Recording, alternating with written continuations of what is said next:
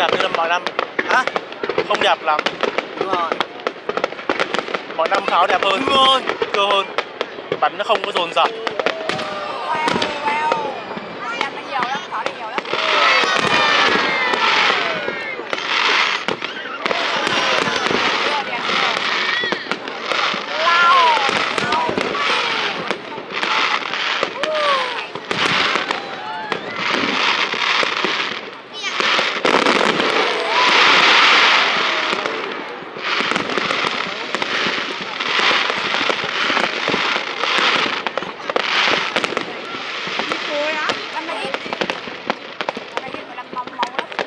Hôm nay bỏ bóng thưa này để sàn thưa này.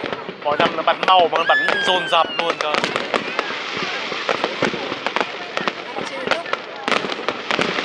Năm nay ít tầm cao, toàn tầm thấp thôi. Tầm cao còn được vài quả. Mỗi năm bác Hà lên cái trái tim nhiều lắm.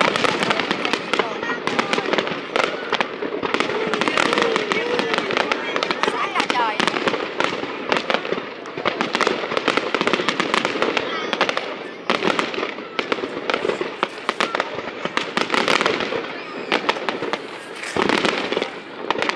Hay là đây cũng ta cắt bớt.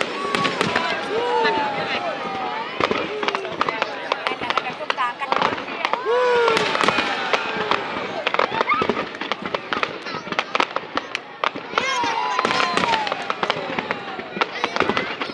Mấy ông tỉnh sắp về hưu rồi hết tiền.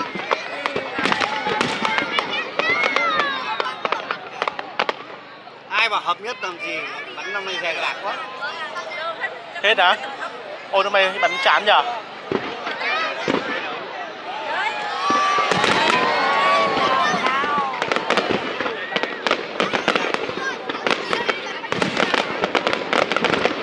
Bắn thừa quá.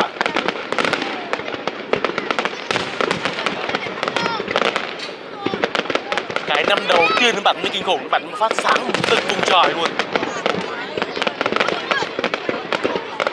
Hôm nay bắn trưa mà.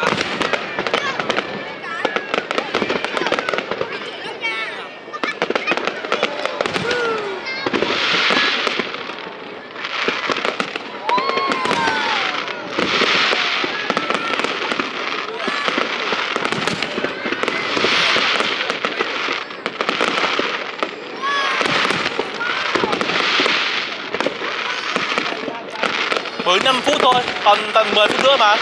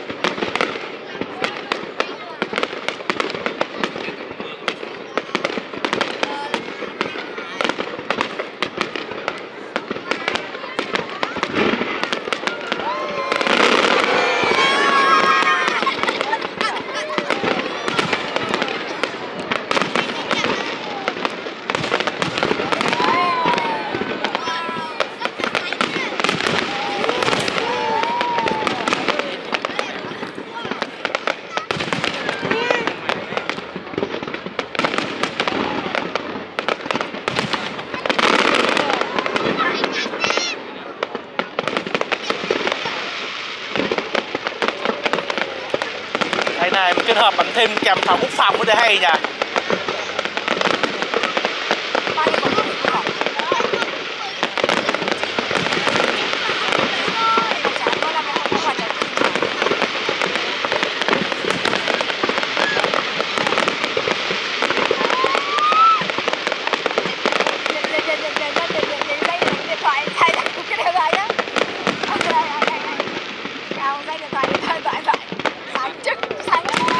Đấy, ông nào bên flycam quay cảnh vào điện thoại này đẹp này.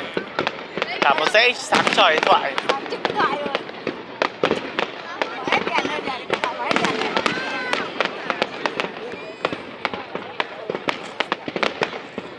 Nhà nhà livestream này, mạng đấu ra các vị livestream. Đấy, nhìn lại, nhìn lại.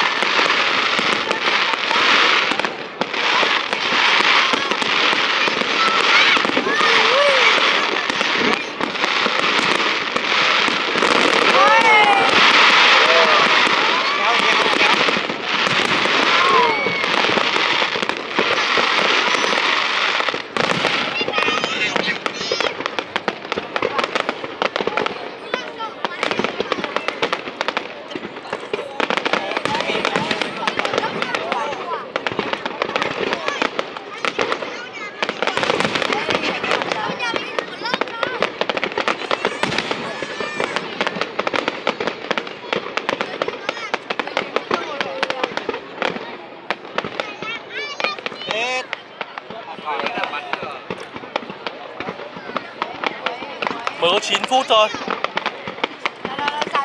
Xào này xong rồi tung vào bùm rồi này. Cảm giác pháo nó không được rực trời nhỉ. Cho pháo rơi này. Cái này là kiểu quốc phòng bắn đấy, không phải là pháo Trung Quốc.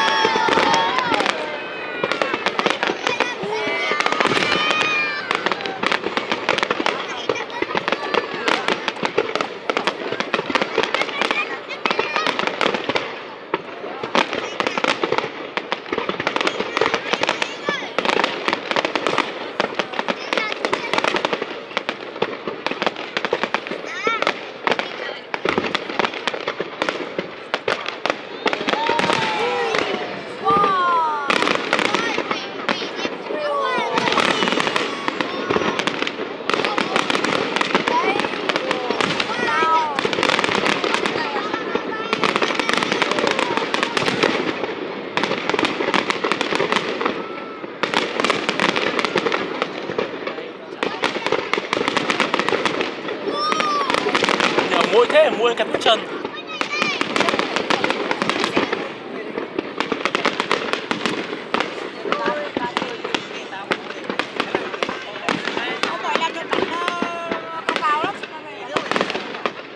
Bay cả vào cái lèo.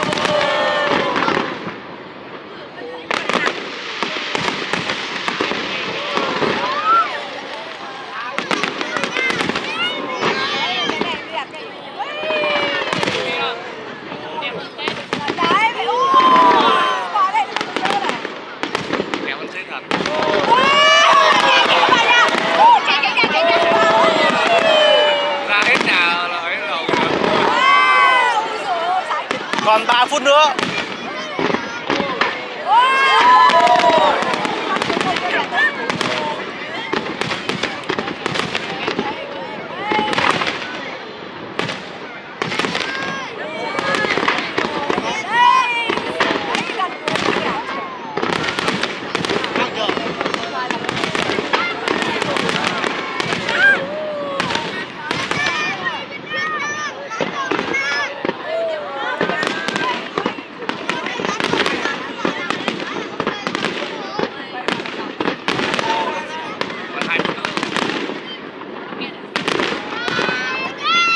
Còn phút nữa. Còn 1 phút nữa.